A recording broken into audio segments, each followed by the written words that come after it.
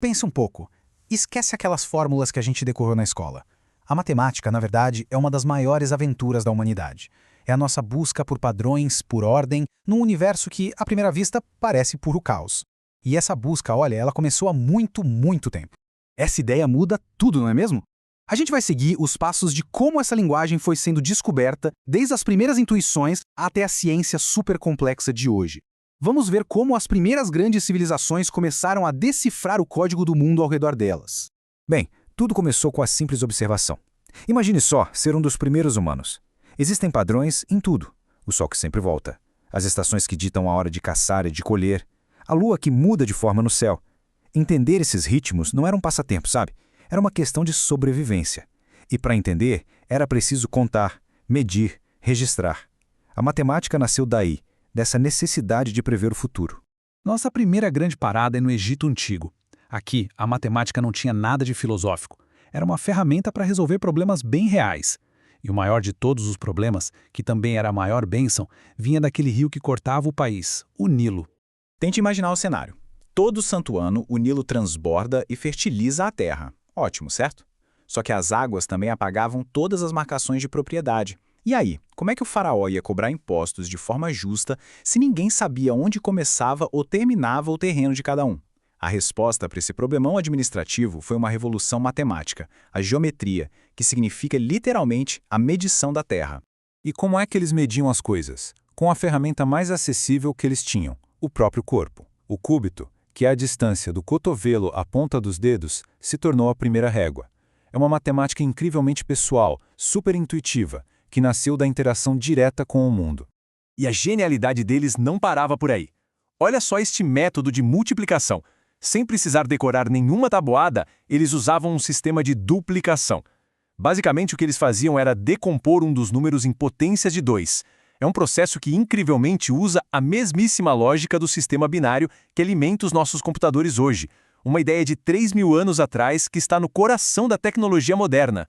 A matemática egípcia era tão parte da cultura que até a mitologia entrava na equação. Para representar frações, eles usaram o mito do olho de Horus. Cada pedacinho do olho quebrado do deus representava uma fração. Um meio, um quarto, um oitavo e assim por diante. Era um jeito poético e muito poderoso de visualizar e entender as partes de um todo.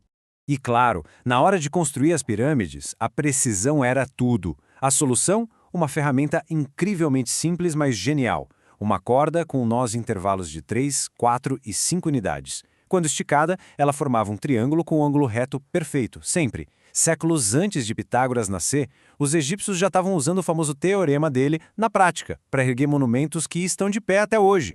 Agora, a gente viaja um pouco para o leste, para a Mesopotâmia. Os babilônios tinham outros tipos de desafios, como administrar um império gigantesco e como decifrar os segredos do céu noturno. Para isso, eles precisariam de uma matemática ainda mais sofisticada. A grande virada dos babilônios foi a invenção de um sistema numérico posicional, igualzinho ao nosso. O valor de um símbolo mudava dependendo de onde ele estava escrito. Isso foi um salto gigantesco de eficiência se comparado ao sistema egípcio. De repente, calcular números enormes, seja para mapear estrelas ou para administrar um império, ficou imensamente mais fácil. Só que essa inovação genial trouxe um novo quebra-cabeça. No sistema deles, como você conseguiria diferenciar um número como 61 de, por exemplo, 3.601? Faltava alguma coisa crucial. Um jeito de mostrar que uma posição estava vazia. A solução deles mudaria a história do pensamento humano para sempre. Eles inventaram um símbolo para marcar um lugar vazio, o primeiro zero. Ainda não era o zero como um número que a gente conhece, mas sim um marcador de posição. Foi a primeira vez que a humanidade conseguiu representar o conceito de nada, um passo absolutamente revolucionário. E para quem duvida do poder do sistema deles, dá uma olhada neste número. É a aproximação da raiz quadrada de 2, encontrada numa tábua de argila de 4.000 anos.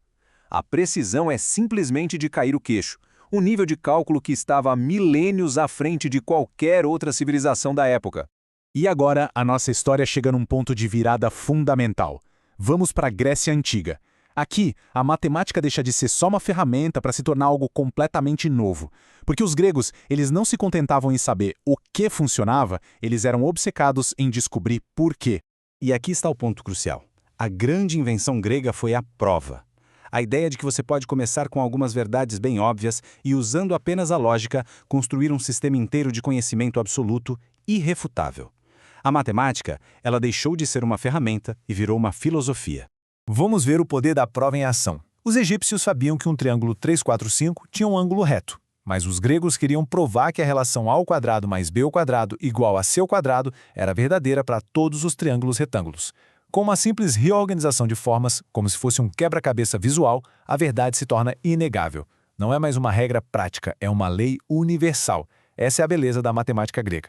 Essa busca pela verdade absoluta foi liderada por figuras como Pitágoras. Para ele e seus seguidores, o universo não era feito de matéria, mas de números. A harmonia da música, o movimento dos planetas, tudo podia ser explicado por relações entre números inteiros. Era uma visão de mundo onde tudo era, literalmente, uma sinfonia matemática. Mas olha só que ironia! Foi o próprio Teorema de Pitágoras que destruiu sua visão de mundo perfeita.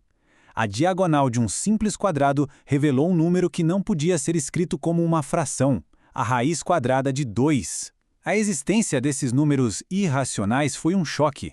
O universo era mais estranho e complexo do que eles imaginavam, e a base da filosofia deles foi abalada. Dessa crise, a geometria emergiu ainda mais forte. Se os números podiam ser irracionais, talvez a verdadeira perfeição estivesse nas formas. Foi o que Platão propôs, que o universo era construído a partir de 5 formas 3D perfeitas, os sólidos platônicos. Cada forma, um elemento: fogo, terra, ar, água e o próprio cosmos.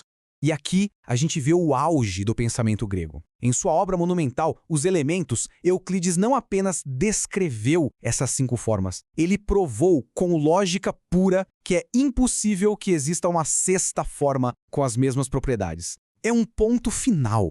O universo tem 5 blocos de construção perfeitos e a matemática provou isso. Fim da discussão.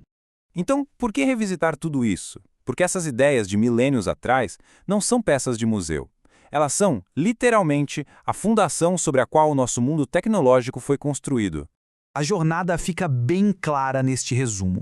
Os egípcios nos deram a matemática da necessidade, os babilônios a matemática da eficiência e os gregos a matemática da verdade absoluta. Cada cultura deu um passo fundamental, transformando uma ferramenta de sobrevivência na linguagem que usamos hoje para decifrar o universo. Eles começaram essa jornada há milhares de anos, nos dando a linguagem para ler o universo. Mas essa história não acabou. Ela está sendo escrita agora mesmo, com inteligência artificial, com física quântica, com ideias que eles nem sonhariam. A verdadeira pergunta é: o que nós vamos construir com essa herança?